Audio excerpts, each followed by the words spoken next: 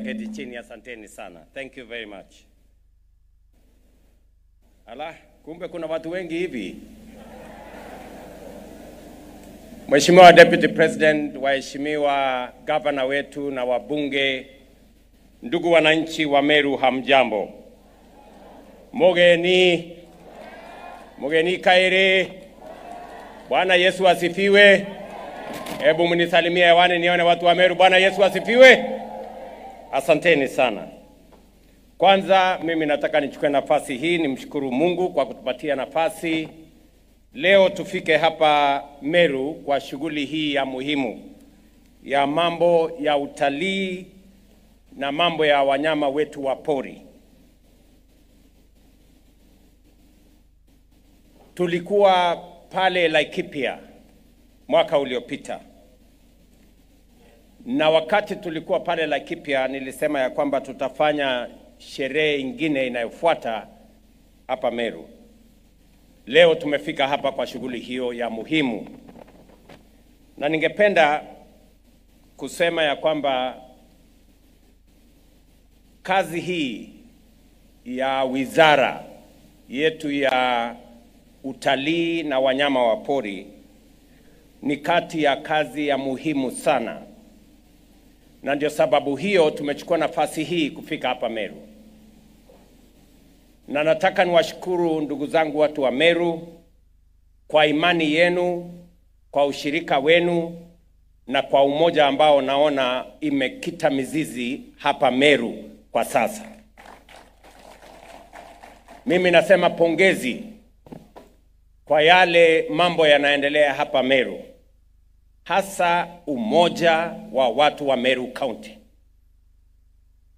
na ushirikiano na mshikamano ambaye mko nayo kama viongozi kwa ajili ya kushughulika na mambo ya maendeleo ya sehemu hii. Nilikuwa hapa Meru majuzi na niko njiani narudi hapa Meru tena, kwa sababu ya mambo ya maendeleo ya Meru. Kuna yale tumekubaliana ya barabara. Kuna contractors tumewalipa tayari, wamerudi kazini, wengine wanafuata. Kuna maneno ya stima ambayo inaendelea kwa sasa.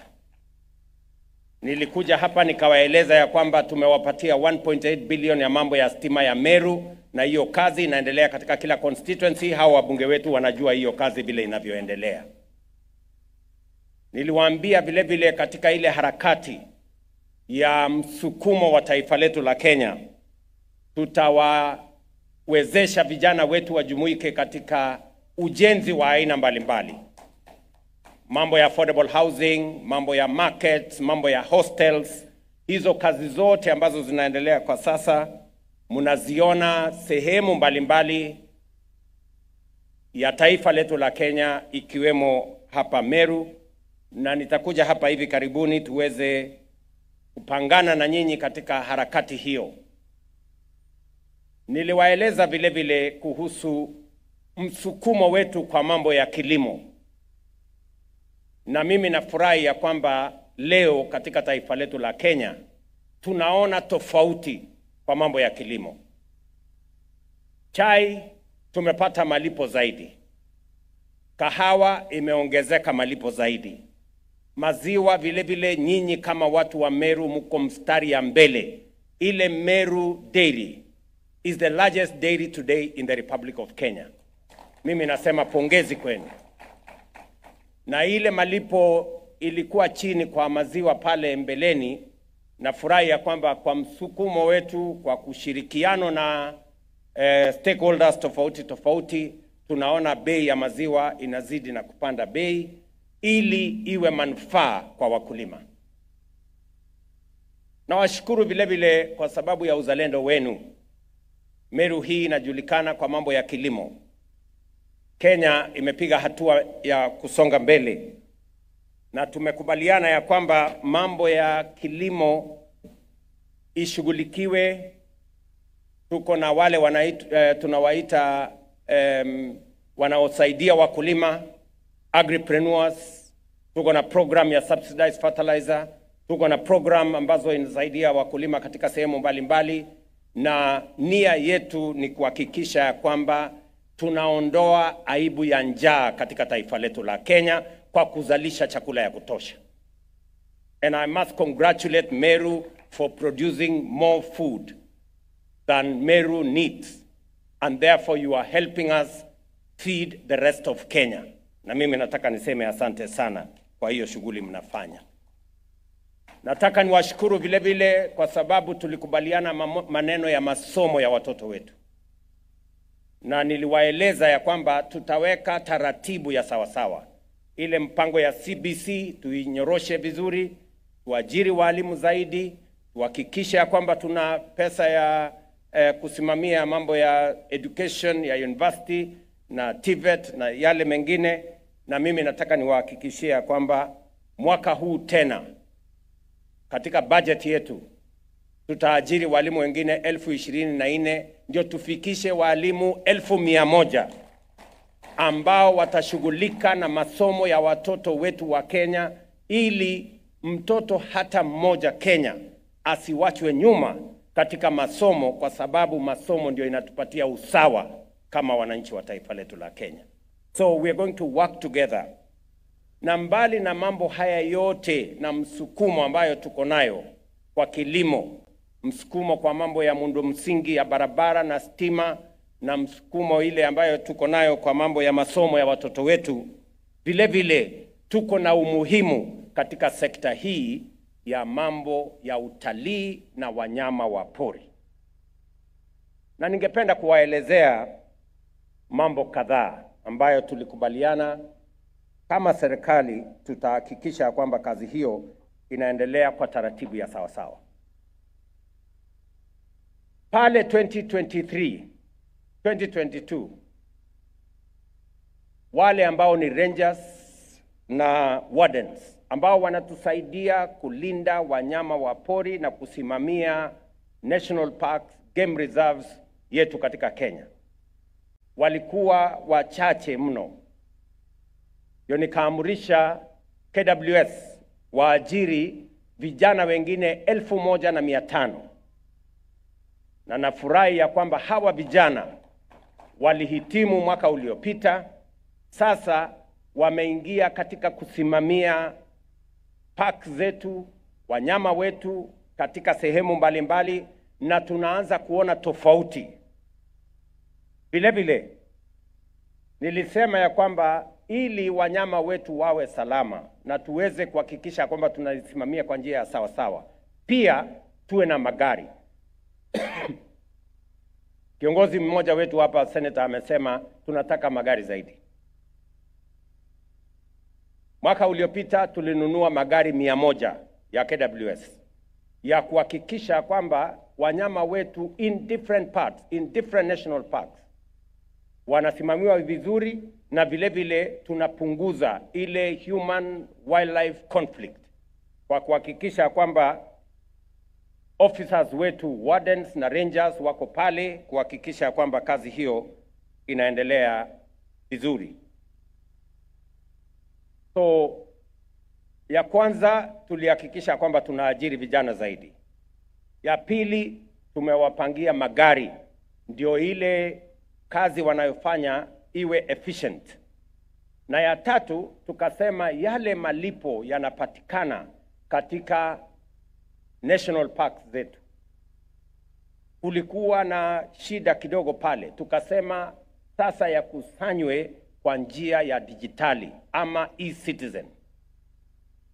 Na kwa sababu hiyo mapato ambayo tumepata kuongezeka, ile collection ambayo inapatikana na KWS, miaka miwili iliyopita ilikuwa 5.3 billion, last year ilifika bilioni 7, na mwaka huu naambiwa na Director General ya KWS ya kwamba watafikisha bilioni 7.5, pesa ambayo tunakusanya ndio tuweze kuwalipa hawa vijana waweze kusimamia national park zetu, na pia tuhakikisha kwamba kuna sustainability, kwa sababu kulinda wanyama ni kazi ngumu sana. We need a lot of resources to make sure that we look after our wildlife. Tuko na poachers, tuko na wakora wanataka kuua wanyama, na pia wanyama wale wanaharibu mali ya wananchi kama tusipowachunga vizuri. Jambo la nne ambayo tumefanya in the last 2 years ni kuongeza ua ama fencing ili kumitigate ile interaction ya wananchi na mimea yao na mifugo yao na wanyama. Vile mlisikia waziri akisema tumejenga ua kilomita 200 kufikia sasa. Mliona nilikuwa kule Laikipia tukianzisha one of the fencing interventions. Na mumetuuliza kwamba katika Meru hapa tulikuwa na fence, lakini it is now 15 years. Imeenda chini. So we must look at another opportunity kuweka fence hapa Meru, ndio tupunguze ile wanyama wanaenda kuharibu mali, mimea pamoja na mifugo ya wananchi.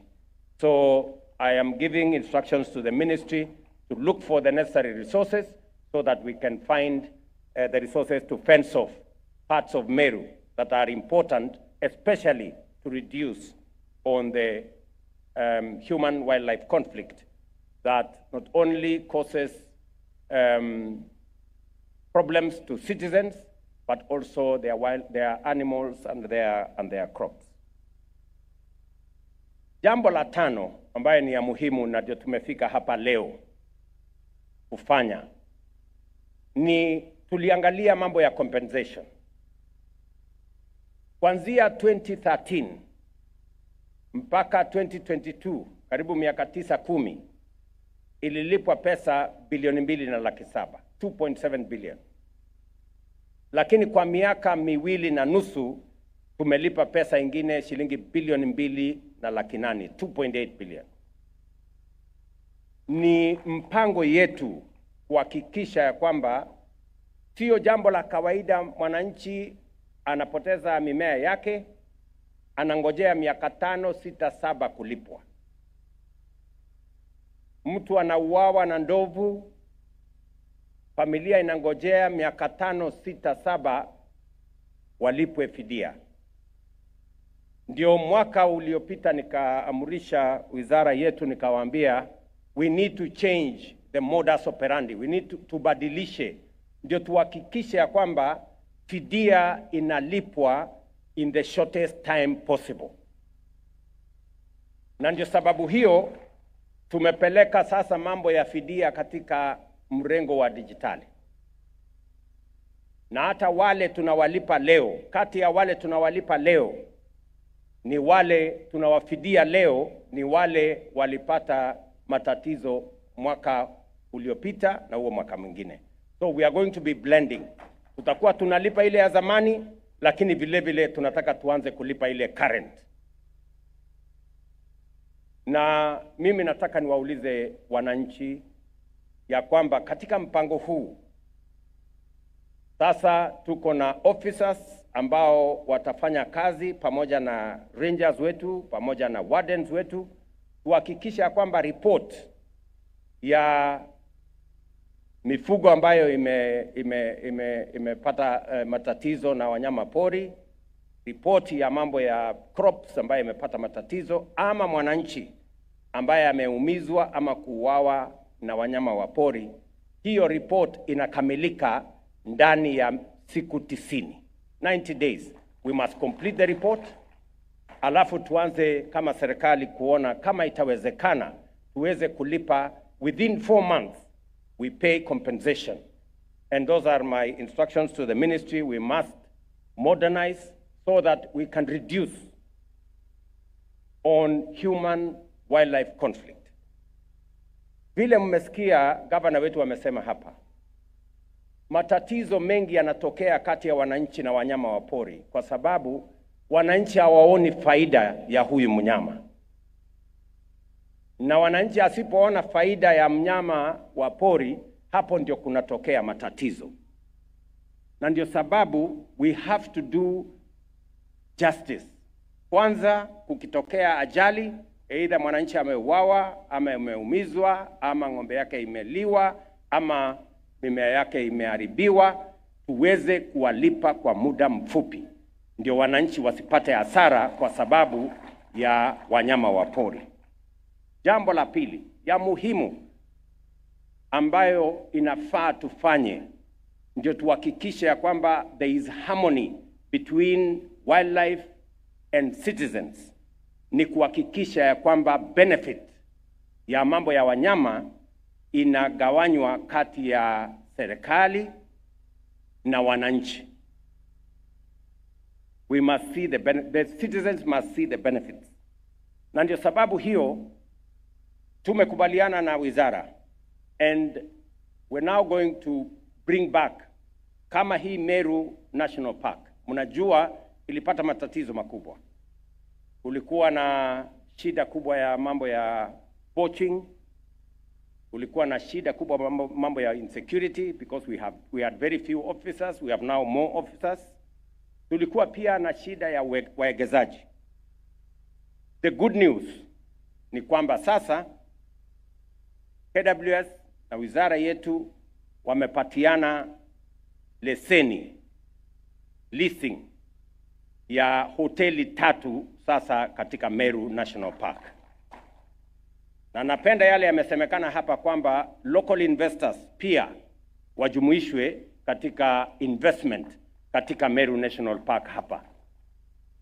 Mimi najua ya kwamba kuna watu wenye wanaweza kuendesha mambo ya hoteli hapa. So mjipange, kwa sababu watalii hawawezi kufika hapa National Park if they have nowhere to come and sleep. If they have nowhere to come and kutafuta chakula, kutafuta malazi. Na ndio sababu hiyo already pale Meru Mulika, mkifika pale tumeanza mwegezaji ameanza kujenga. We have another 3 facilities and we have another 6 facilities in the neighboring Kora National Park, so that we can encourage tourists to come to Meru National Park. Sio Meru National Park peke yake ambayo tumeongeza facilities. We have another 40 facilities in different parks in Kenya as we enhance facilities for tourism in our country. Kwa hivyo, jambo la pili kabla sijamalizia hapo ni kuhakikisha vile vile ya kwamba kuna infrastructure ya watalii kuja hapa. Mbali na kuwa na hoteli, mumesikia ya kwamba tumetoa pesa ya serikali milioni 250 kurekebisha Meru Mulika Airstrip. Ndio wale wanatoka mbali waweze kuland pale. Mimi najua ya kwamba hiyo milioni 250 haitoshi. We need another almost 240 million. And government of Kenya is going to make those resources available so that we can unlock the potential that exists in Meru National Park by making sure that there are hotel facilities and there is transport infrastructure to support the tourism potential and unlock that potential for the good of Meru and for the good of Kenya. Sababu tumefanya haya yote, muliona numbers yetu ya watalii. Numbers yetu ya watalii imeongezeka, wale kutoka nje from 2 million to 2.4 million this last year. Wale watalii wa Kenya ni watu 5.1 million, 5.1 million. And that is why I agree. Ndio sababu nakubaliana na mjumbe wa hapa amesema tutengeneze hii barabara. Kwa sababu sio watalii wa kutoka nje peke yake wanakuja National Park. Mumeona kwa hesabu kati ya watalii 7.5 million wanaotembea Kenya, watalii 5 million ni watu wa Kenya. Local tourism ndio wanaenda katika all our facilities. Therefore, it is important for us to facilitate citizens by making sure that there is sufficient infrastructure, barabara, vifaa ya wananchi kutumia katika national park zetu. Na ndio sababu tumepatia leseni hoteli zingine 40, because it is becoming clear that local tourism is the biggest part and portion of tourism that is supporting our economy. Hata ingawaje wale wanatoka nje ndio wanatuletea pesa za kigeni, lakini pia pesa zetu za Kenya ni sehemu kubwa ya mapato katika sekta hii ya utalii na wanyama wa pori. Wananchi ambao wanatembea kama watalii wameongezeka, wageni kutoka nje wameongezeka kutoka 2,000,000 mpaka 2,250,000. Mpango yetu ni kusukuma hiyo numbers ili tuweze kufikisha 3,000,000 na baadaye tufikishe 5,000,000. Mapato ambayo yamepatikana katika sekta hiyo imeongezeka kutoka 377 billion in the previous year to 400, I was given the numbers here, to 452 billion. So there is huge potential for earnings that is coming from the tourism sector. Na ndio sababu itatubidi sote sisi tushirikiane katika harakati ya kusimamia sekta hii.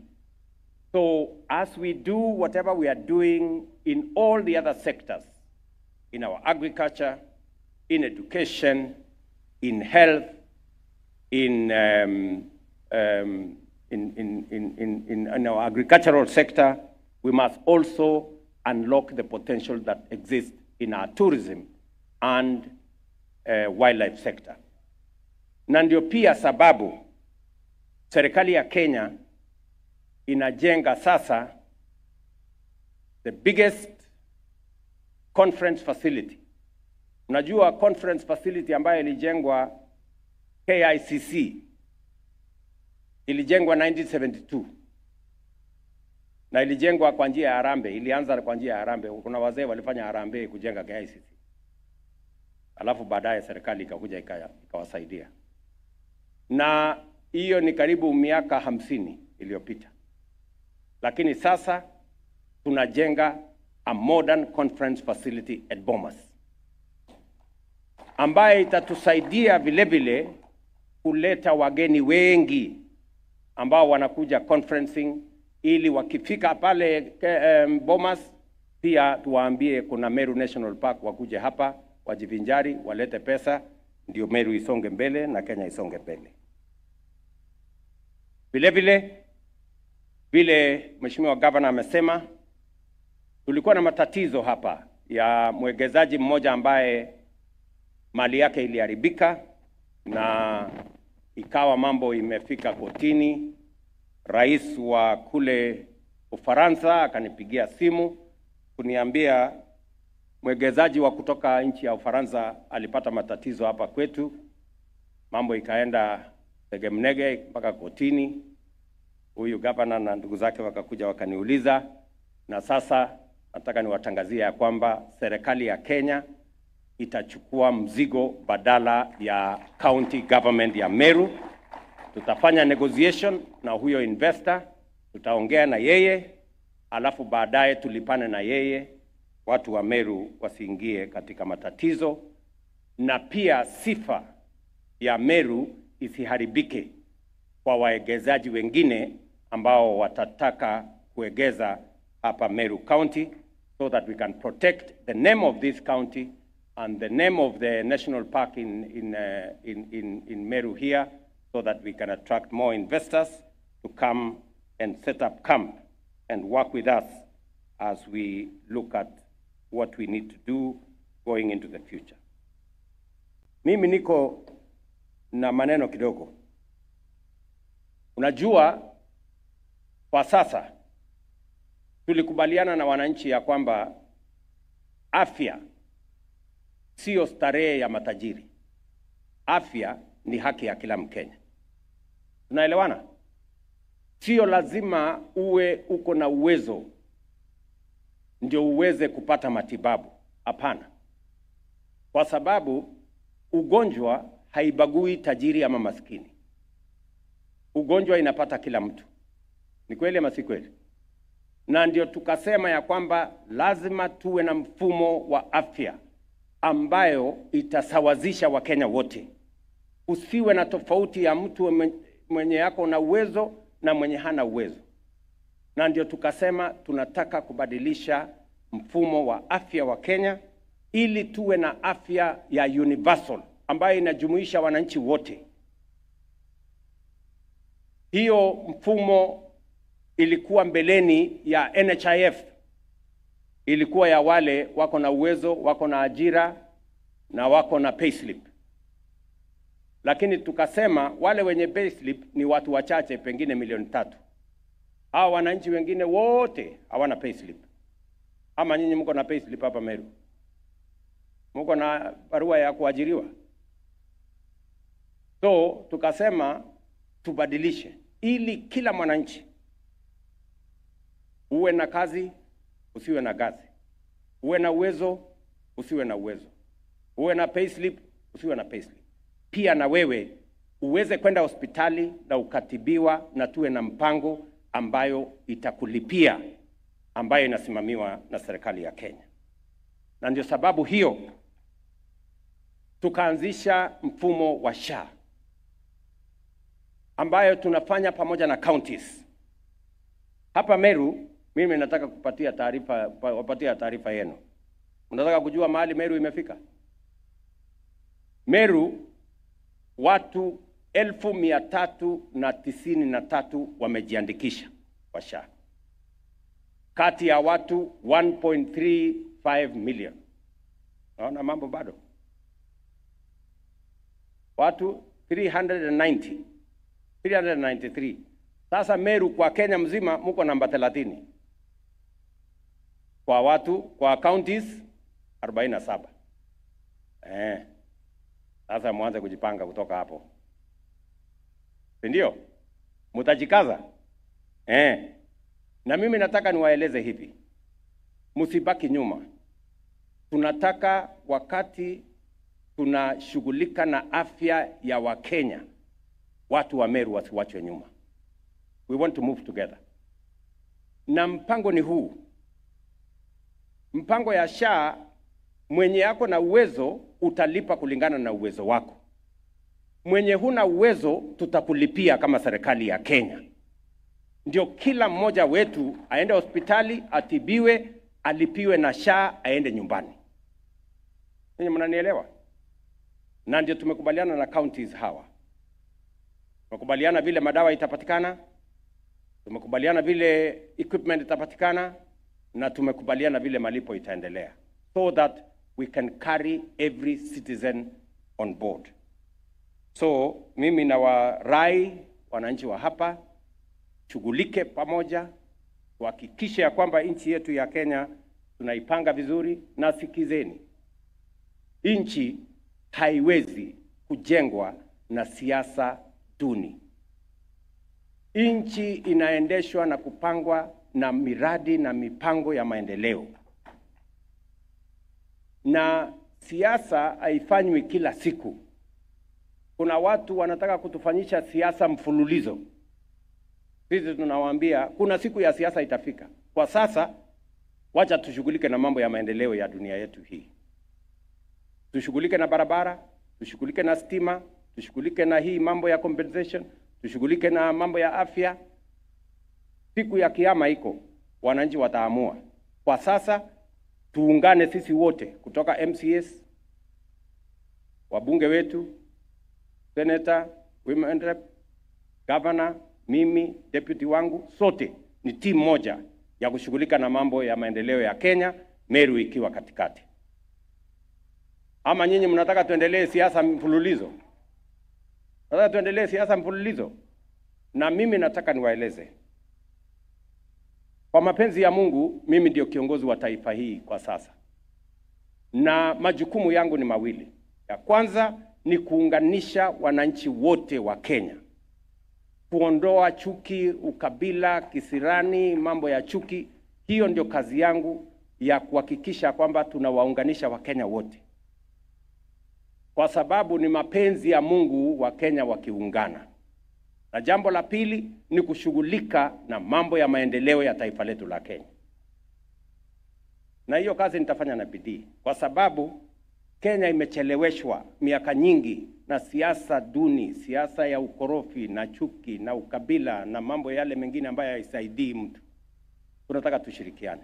Na mimi nataka niwashukuru watu wa hapa sehemu hii kwa kunipatia huyu muungwana anaitwa Profesa Kithure Kindiki. Huyu muungwana niwaambie, sasa niko na deputy. Huyu anaelewa barabara, anajua stima, anajua mpango ya serikali ya SHA, ni mtu mwadilifu. That is how we are going to change Kenya. Nyinyi mnanielewa? Yes. Ananisaidia kusukuma hii gurudumu. Mumemuona sehemu mbalimbali akisukuma gurudumu ya Kenya. I am very proud that I have a deputy who understands government, who understands what we are doing in agriculture, who understands what we are doing in infrastructure, who understands what we are doing in education, who understands what we are doing in health, and is supportive to the ministers and to me to make sure that Kenya is going forward. Sio mtu ya kisirani, sio mtu ya hasira, sio mtu ya chuki, sio mtu ya ukabila, ni mtu anaelewa deputy president si mtu ya Meru. Deputy president ni wa Republic of Kenya. That is the man I have. Tunaelewana jameni? So, tuendelee namna hiyo. Na hiyo ndio Kenya itasonga mbele kama risasi. Msikuwe na wasiwasi. Sijui kama tunaelewana jameni. Tuko pamoja? Yes. And that is how we are going to move this country forward. Na msikuwe na wasiwasi. Watu wa chuki na hasira mingi na kizirani na chuki na ukabila, they will never get anywhere in Kenya. Because Kenya does not belong to those kind of people. Kenya belongs to the united, prosperous, one nation with a common destiny. Sisi wote ndugu moja. Na nataka niwashukuru hawa wabunge wenu. Tunafanya kazi na wao, ni watu waadilifu. Wananisukuma sana, saa zingine hata kuliko wheelbarrow kwa mambo ya maendeleo ya hapa Meru. Lakini tunashirikiana pamoja na wao. Nataka nishukuru speaker wetu, Bwana Ayub Bundi, nasikia anaitwa Solomon, saa zingine. Na jeshi yake ya members of the county assemblies. Hebu simameni jameni, we didn't recognize you. Tuwapigie makofi hawa wangwana member wa county assembly yetu. Thank you very much, ladies and gentlemen, for your solidarity and working together with the leaders of this county. You can count on my support as we make Meru great and as we make Kenya great. Tutashirikiana pamoja na nyinyi. So otherwise, watu wa Meru, mmeshukuru sana kufika hapa leo. Mimi nasema asanteni sana kwa kutukaribisha. Leo tumekuja hapa na pesa kiasi ya wale watu ambao wameadhirika kwa njia moja ama nyingine. Miraa. Mnataka tuseme miraa? Mambo ya miraa ni vile mulisikia my deputy akisema ndani ya mwezi moja wataniletea report kuniambia mambo ya miraa tunaelekeza namna gani. Kwa sababu huyu muungwana Professor Kithure Kindiki ameshughulika na mambo ya usalama wa taifa letu hapo mbeleni, ameshughulika kama deputy speaker wetu wa Senate, akona kuelewa na akona support yangu kwa mambo ya miraa. Na mimi naelewa kwamba hii mambo ya miraa ni mambo ya muhimu sana kwa sababu inaleta mapato kwa familia nyingi hasa katika Meru County hii. So professor na team ambayo nilikupatia, harakisha hiyo maneno, na hata ile mambo ingine imetajwa hapa. Kuna barabara imetajwa hapa ya kutoka farm na barabara ya Kore, ndio hiyo mambo ya hapa. Huyu professor atashughulika naye. Nimempatia authority ya kutosha kuamurisha mawaziri wale wako hapo wahakikisha kwamba hiyo kazi inatimia, and I will make sure mimi mwenyewe nitafuatilia nihakikisha kwamba haya mambo mmenitajia yanafanyika, na nitarudi hapa vile nimesema hivi karibuni ndio tuweze kushughulika na mambo haya mmetutajia. So otherwise, asante sana kwa kutukaribisha hapa Meru kwa siku ya leo. Sasa tuko na pesa ya watu wa compensation, sijui wale hawahusika wakuje sasa tufanye hiyo kazi. Tumpongeze rais kwa makofi tafadhali, na niwaite wale ambao beneficiaries ambao watapata hii hundi yao ya leo, na nimkaribishe Deputy President kindly to come and flank His Excellency, CS Tourism, PS Sylvia, Governor, Area MP, and then I will call on the individuals who are going to receive the beneficiaries, and we'll start with Sacinta Kairuthi. Sacinta Kairuthi, kama wanaweza kuja moja kwa moja wapate cheki yao. And Your Excellency, will have 11 beneficiaries who are going to receive their checks today. We also have the national check, which is 950 million Kenyan shillings today before launching of the card. So tutaanza na Sacinta Kairuthi, aje apokee cheki lake, akifuatiliwa na Naomi Gatwiri.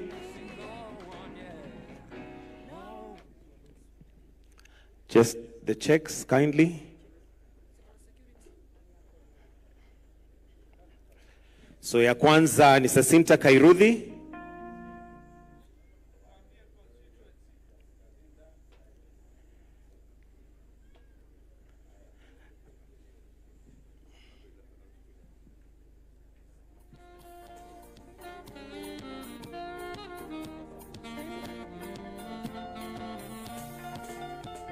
Aya, huyu Jacinta Kairuthi Kibiti kutoka Kerwa anapata cheki ya shilingi 2,500,000. Na mjumbe yake yuko area hapo. Asante sana mama Shukrani. Unajua huyu mjamaa? Asante. Salimia mbunge wako hapo. Asante. Asante sana. Haya, niko na Naomi Gatwiri Jeremia. Naomi, habari yako mama?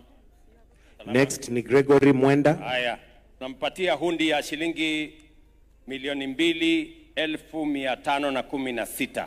Asante sana. Thank you. Thank you very much. Kutoka Buri. Haya, tembea.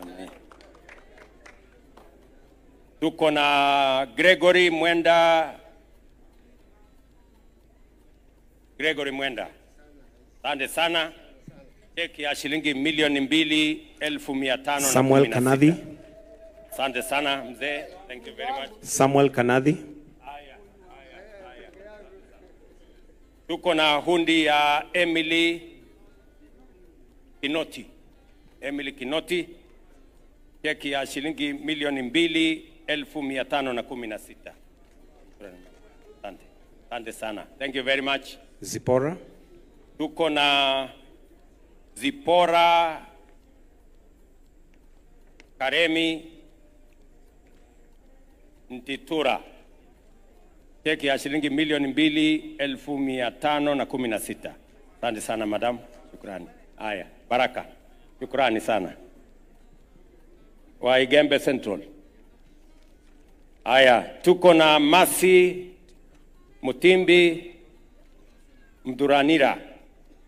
Shilingi 1,649.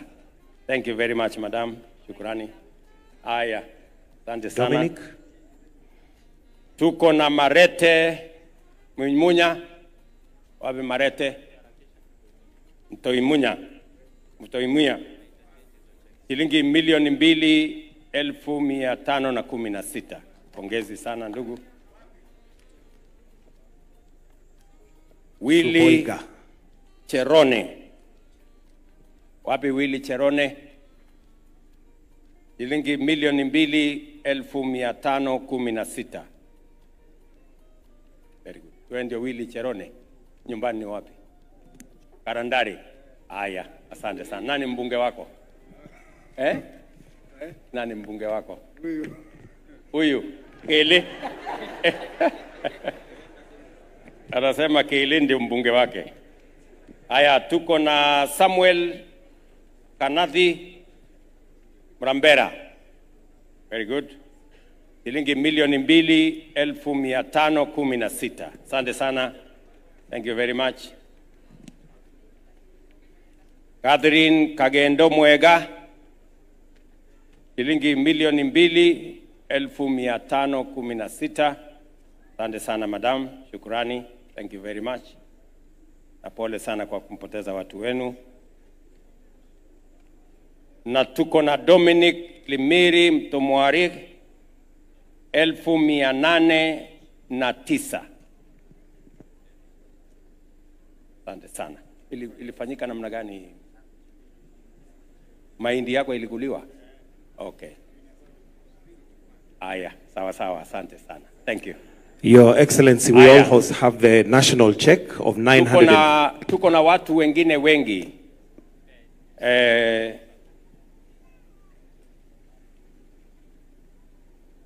Yes, sawa sawa.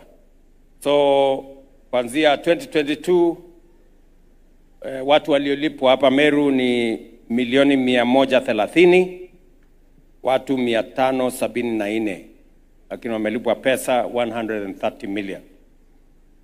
Sasa hii ndio national, kwa sababu watu wengi, hii ndio pesa serikali imetoa kwa minajili ya kulipia fidia wale wote walioathirika na mambo ya wanyama wa pori, aidha walipoteza maisha yao, ama walijeruhiwa, ama mifugo yao iliwa na wanyama, ama mimea yao.